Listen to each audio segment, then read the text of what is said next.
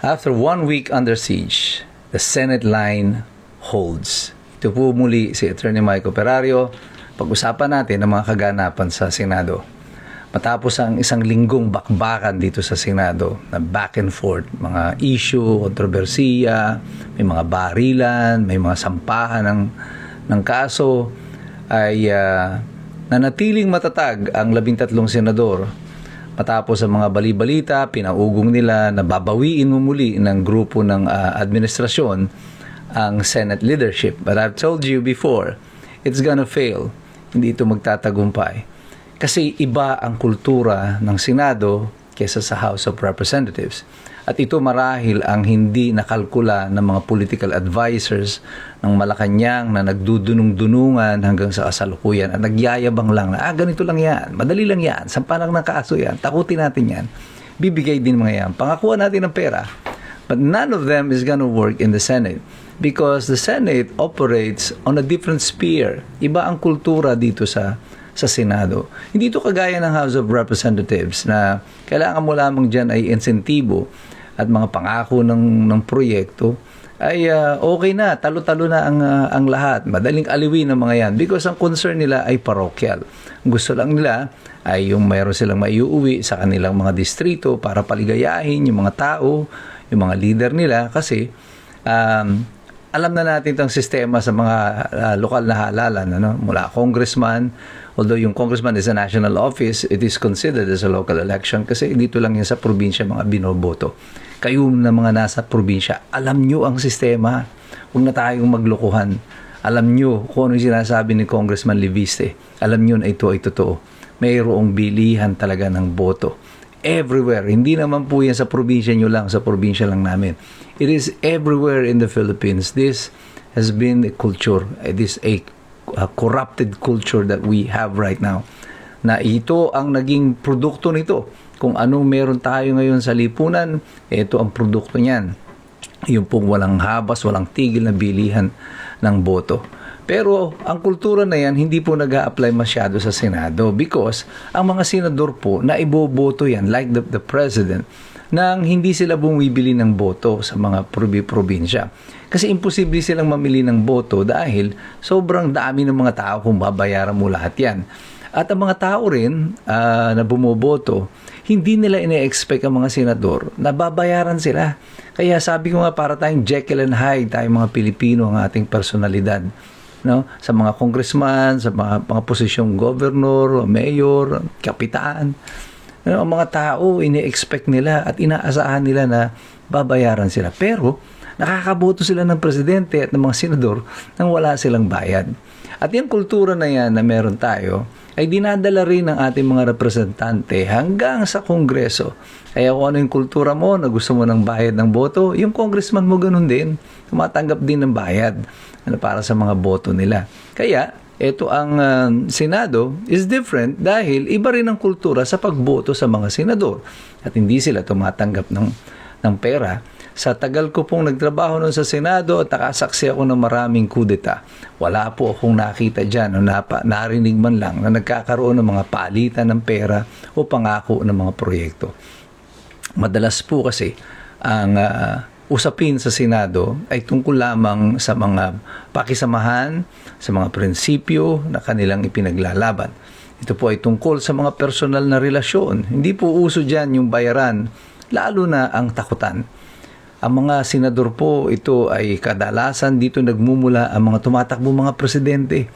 So kung inaasahan nitong mga political handlers ng Malacanang na nagdudunong-dunungan, na kabisado na nila kung paano gumagalaw ang Senado, nagkamali kayo. And this is what I've been telling you. Na kahit na anong gawin nila, yung mga pananakot na yan, yung mga threat of cases, at kung ano-anong gagawin ng Ombudsman, ng Department of Justice, that is not gonna work in the Senate. As a matter of fact, it might backfire. Baka lalo lang mainis itong mga senador sa obvious na pinagagagawa nyo. Yung pananakot, yan, ubra yan sa House of Representatives. Pero I think, dito sa Senado, it may not work. And actually, it didn't work. As of now, at least the line is holding. At matibay na na yung linya ng 13 senador is holding the fort, ika nga, kahit nawala si Bato de la Rosa, na natili pa rin po ang majority sa kampo nila Alan Peter Cayetano. At ina-expect natin, dahil na po dito sa distribution ng mga committee, if they have the majority, 11 lang yung sa kabila, 12 pa rin sila, mas lamang pa rin sila. Sa botohan dyan ng mga committee, if you are not part of the majority, maaring wala kang makuha ng mga committee.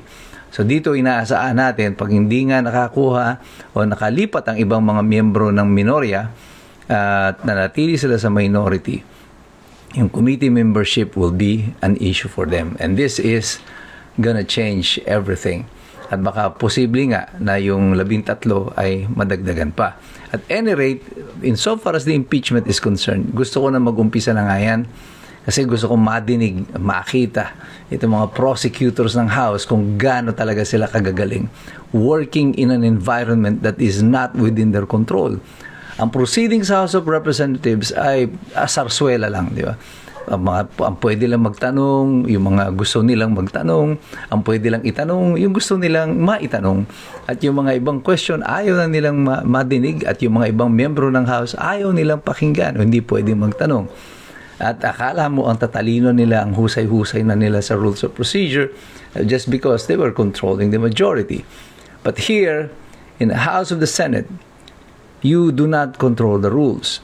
Dito natin makikita, and I think the incompetence of the members of the House of Representatives ay mailalantad sa publiko. Makikita nyo po kung gaano kahina itong mga congressman na ito, yung mga sinasabi nilang mga legal experts nila dun sa House of Representatives. They will be exposed here in the Senate.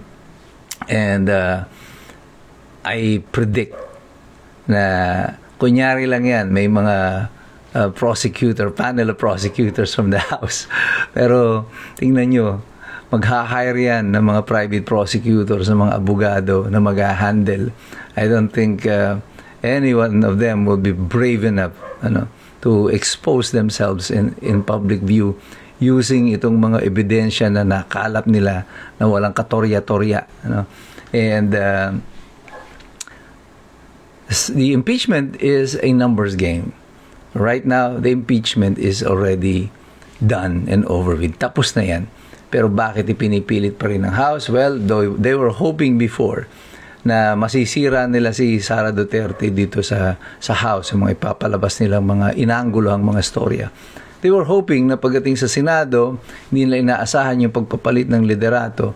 Sa pamamagitan ni Tito Soto na Senate President, they will be able to steer the investigation towards doon sa linyada na gusto nila. But now with Cayetano at the helm, I don't think they will be able to do that.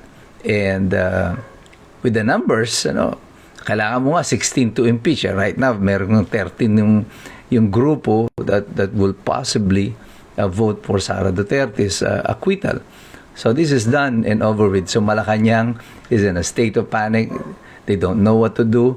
And yung kanyang mga advisors, mga legal advisors are also in a state of panic. Kaya makikita ninyo, iba-iba na sila ng ginagawa, iba-iba na sila ng kwento. And this will continue as the cracks in the walls of Malacanang will get bigger and bigger, lalo na pag inumpisahan nila itong impeachment na ito. At lalo na with Rodante Marcoleta, I hope that he assumes control or chairmanship of the Blue Ribbon Committee. Makikita na rin natin sa wakas ang mga testimonyang hindi na ipinarinig sa atin ni Ping Lacson. At pag nadinig na natin lahat yan, magiging malinaw para sa mamamayan kung para saan ang impeachment na ito at sino dapat ang ini-impeach. Ang mahalaga, tayong lahat, patuloy tayong nagmamasid, nakikilahok at patuloy tayong mag-aaral sapagkat mahirap makialam ang taong walang alam. So God bless you. God bless us all.